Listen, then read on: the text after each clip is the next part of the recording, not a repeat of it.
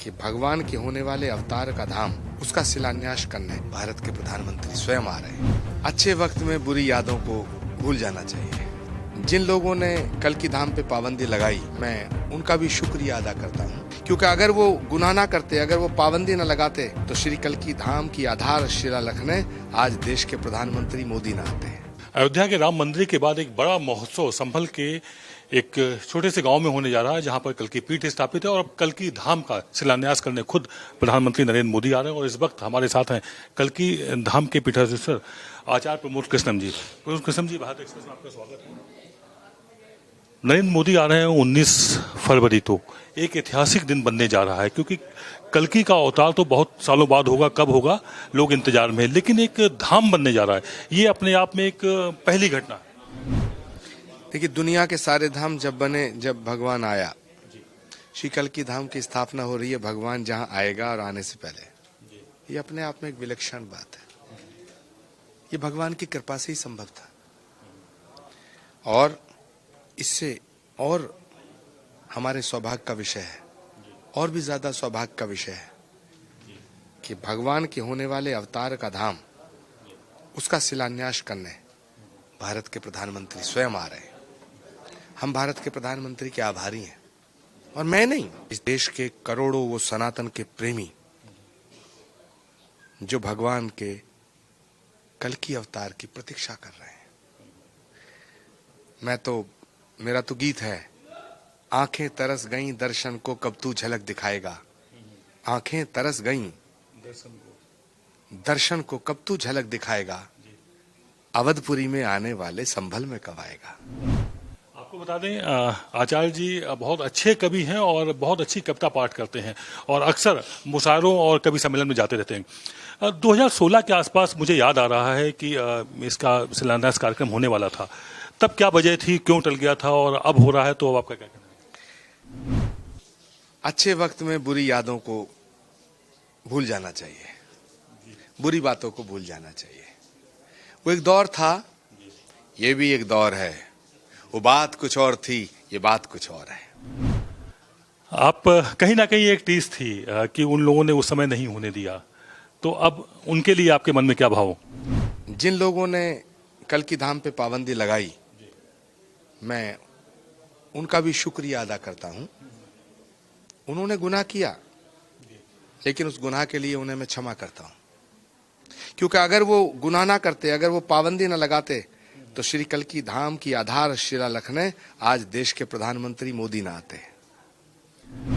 संत का स्वभाव भी होता है गुनहगार को क्षमा कर देना, और उसके बाद अगर आप थोड़ा सा भी धैर्य रखते हैं तो रिजल्ट बहुत अच्छे आते हैं।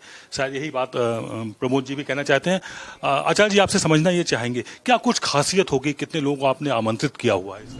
पूरे देश के कोने कोने से लगभग 10,000 से अधिक संतों के आने की सहमति मिली है। उत्सव का माहौल है, संत प्रतीक्षा कर रहे हैं कि भगवान जहां आएगा, उस धरती पे धाम बन रहा है, उस धरती पे बन रहे धाम का शिलान्यास हो रहा है, और वो शिलान्यास भारत के यशस्वी प्रधानमंत्री नरेंद्र मोदी जी के करकमलों से हो रहा है। इस घड़ी को कैद करना चाहते हैं अपनी आंखों में। पूरे देश के संतों में उत्साह है, लाखों भक्त आ रहे हैं। हम सबका स्वागत कर रहे हैं, हम सबका स्वागत करेंगे।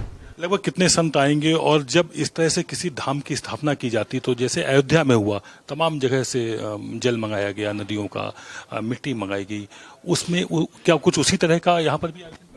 प्रमुख संतों से विचार विमर्श के बाद में तमाम 12 ज्योतिर्लिंगों की पवित्र मिट्टी मंगाई जा रही है, प्रमुख नदियों का जल मंगाया जा रहा है, सप्तपुरियों की मिट्टी मंगाई जा रही है, और वो सब गर्भगृह में भगवान के श्री कल की धाम का जब शिलान्यास होगा, उसमें रखवाई जाएगी।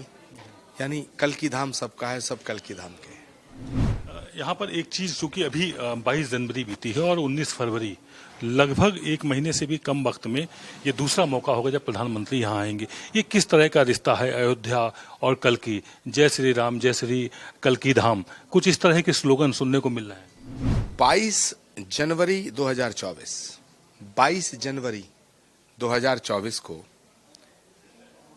अयोध्या में भगवान श्री राम की जन्मभूमि के मंदिर की प्राण प्रतिष्ठा, एक नया इतिहास लिखा गया।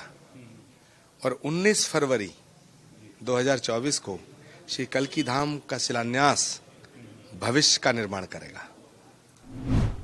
राम के युग की बात करें, बीच में कृष्ण का युग गया और अब ये कलयुग है, तो ये युगों का मिलान सा हो रहा है और उसमें कुछ लोग एक सेतु से बन रहे हैं। खासतौर से यदि हम बात करें तो मोदी की, हम बात कर रहे हैं वही फिर एक बार अयोध्या और काल गणना के दृष्टिकोण से इस सृष्टि को 4 युगों में विभाजित किया गया है, सतयुग, त्रेता, द्वापर, कलयुग।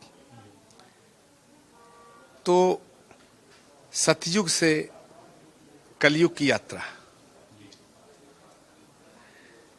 और सौभाग्य का विषय है कि भगवान राम के सारे काज मोदी जी के हाथों से हुए। और कितने बड़े संयोग की बात है कि जो भविष्य के होने वाले अवतार हैं भगवान श्री कल्की नारायण, जगत पिता जगदीश्वर, परम पिता परमेश्वर, साक्षात श्री राम ही कृष्ण बन के आए, कृष्ण ही कल्की बन के आएंगे। तो अतिश दोनों के सेतु का काम नरेंद्र मोदी जी कर रहे हैं। तो पूरे कालचक्र का जो ये कालचक्र की जो गति है, इसके बीच में नरेंद्र मोदी खड़े हैं।